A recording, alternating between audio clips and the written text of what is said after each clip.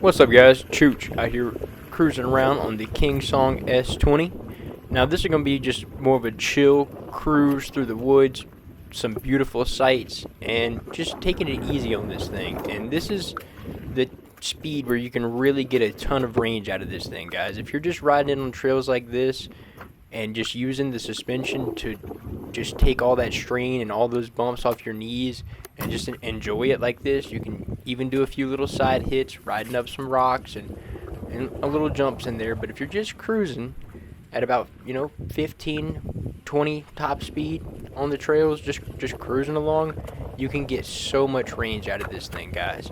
And even on steep mountains like this where you have switchbacks and all that type of stuff, this is the type of riding that really does not use much battery at all. The type of riding that's going to use a lot of battery is your sustained high speed riding. Even if you're on flat ground, even if you're at even a downward slope almost, and you're just riding at that top speed, that's when your battery is draining. Even so on the uphills right here, where it's like, man, you would think that the steep uphill where you don't have momentum going into it, you would think that would be a huge battery drainer. But from my experience of riding these things for about 7.5 years now, riding trails like this where you're just cruising, you can get so much range out of it, guys. It is amazing. Whenever I was done with this little trail right here, I went up and then I rode this exact little route straight back, and this was just a quick little stop. And it is $10 to come ride here if you don't have your car registered through the state parks. This is Golden Gate Canyon State Park. It's $10 to come cruise around and ride here. That's why there's no one over here. You have to have your license plate registered now. You can opt in to do that whenever you get your license plate registered in Colorado, which is really cool. And then you can automatically go to all the state parks. They just run your plates, and then you don't have to go and fool with paying money at the kiosk and whatnot. But these trails are really, really beautiful, and this is just a great spot. It's kind of out of the way. Not a lot of people go over here. And if you do go over here, really, really respect it, guys. Honestly, really respect it, because they do, over in Gilpin County, they do allow e-bikes and bicycles and horses are allowed on these trails too. But if it's muddy, anything like that, don't go on it. Because these are just a gem. These really are a gem to have here.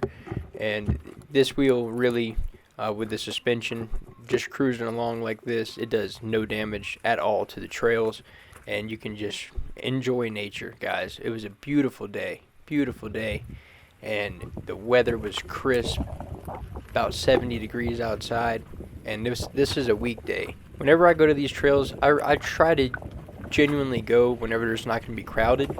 And then, like, for example, like this ride right here where I'm going to be going down this little ridge line, what I do is I cruise the first little area real kind of just easy like this. Like, this is normally the type of trail riding I do, because this is what I enjoy. Even whenever I race dirt bikes, the problem with me was on my practice days, I would go out and my coach would be like, "Hey man, you're just trail riding. Like, what are you doing? You're just trail riding." And I was like, "Man, like, I'm just enjoying it. I wasn't always all out all the time." Now there'd be my sessions where I would do that, but it wouldn't be for very long.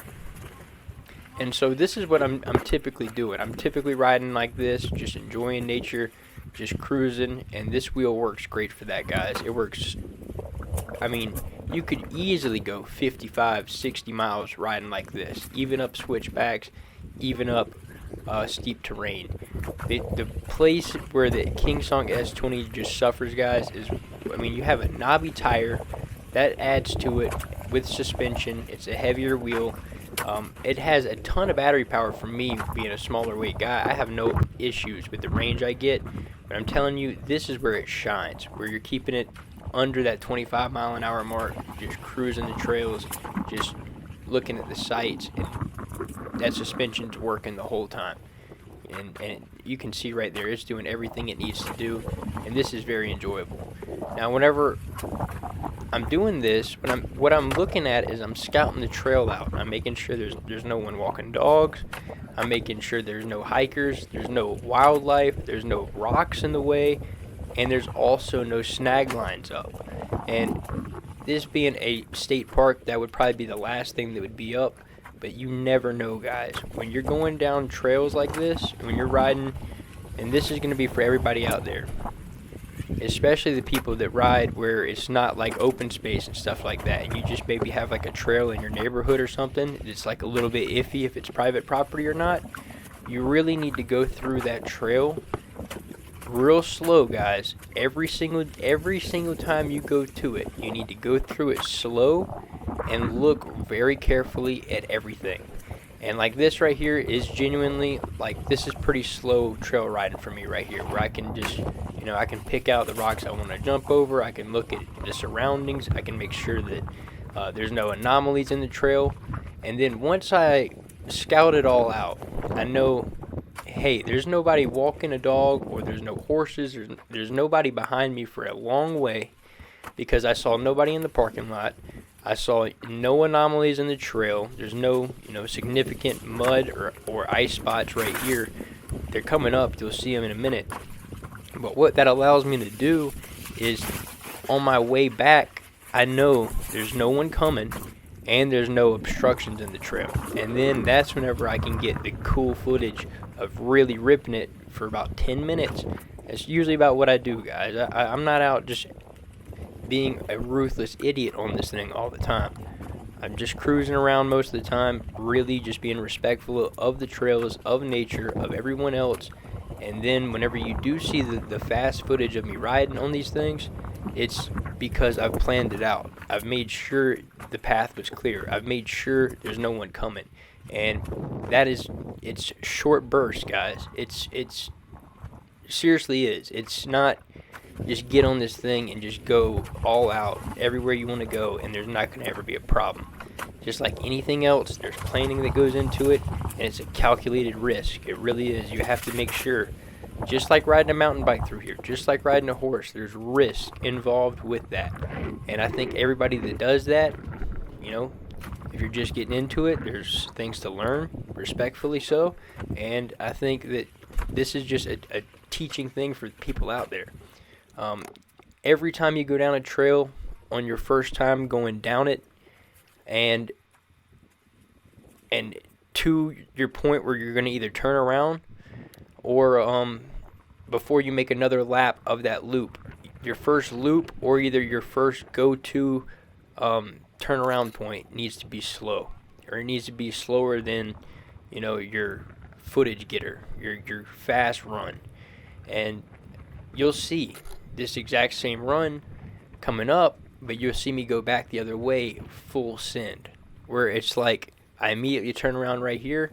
No, I know there's no one coming because they would have to be turbo hiking, and then I'll get my full send footage, guys. So it's not just being an idiot all the time. And even this stuff where I'm riding in the city and all that stuff, guys, when I turn on the camera and whatnot, I'm being vigilant, but it is a calculated risk. It's a calculated risk, but I'm not riding like that all the time. And you shouldn't ride like that all the time either. And you need to understand that. Like when Travis Pastrana or Hoonigan or whatever it is went and drifted up the side of Pikes Peak and whatnot, there's a risk involved in that. And they accept that. And they're taking a 600 horsepower NASCAR truck up Pikes Peak and drifting around the corners where one mistake, it's death. But that's a calculated risk that they chose to take, in order to get that footage to do that big, and enjoy that. Like, it's all a calculated risk, but they're not doing that every day. It's not like every person that drives up Pikes Peak has to get into a NASCAR and go 200 miles an hour up that road. I mean, it's a thing of numbers. Like, if you do it enough, there's going to be a problem. So you need to really calculate your risk on these guys. And if you see these videos and whatnot, one thing I want you to understand is, like, I'm not riding full send all the time. And you can get out there and just enjoy it. You can just trail ride and just cruise along, and you should do that. And you really should look at your surroundings and make sure everything's cleared out of the way before you go full send. Straight up. I know that was a long in-depth about that, but it's important, guys, because the day that some asshole goes out there and puts a snag line up across the neighborhood trail, and you come ripping through on your Kingsong or your Got Way because you're new to this, you didn't maybe grow up in the dirt bike culture and know that there's people out there that are just there's evil people in the world, and they will literally put a piano wire up across the trail, and if they see you riding these things enough, like, you really need to make sure. And another thing that'll also happen on public trails is if people like hiking and they don't like the bikers that share that trail, they'll try to put anomalies in the trail that'll take down the bikers but not mess with the hikers. So things like nails on the trail and et cetera, et cetera. You can only think of the laundry list. And it's not too common, especially on the front range of Colorado. There's so much traffic up there and so many people that that's not going to happen much. But I know, man, I've lived, in the South before, and I know that there's places where you might be the only person that has been on that trail in the past year, and you never know what could be on it. You have no idea, dude.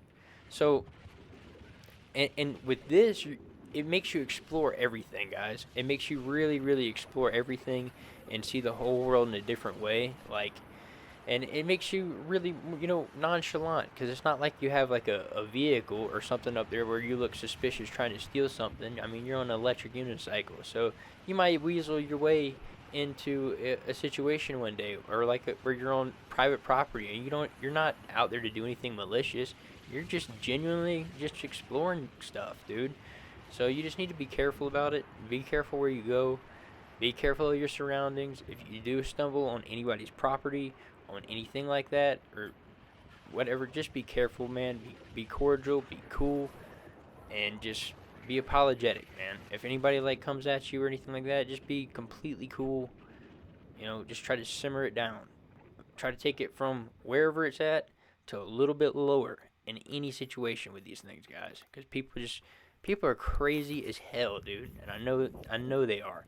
That's why you would never see me up here on a weekend riding, because there'd be a Karen every 15 feet, getting mad about something, getting because she's never seen an electric unicycle, and she's outside hiking, and she's gonna get mad about something because she's just gonna be irritated as hell about every damn thing. So, you might be in the wake of a Karen, and I've been in the wake of many Karens on these things, and I know how it goes, dude. Just keep on strolling by them and just be cool.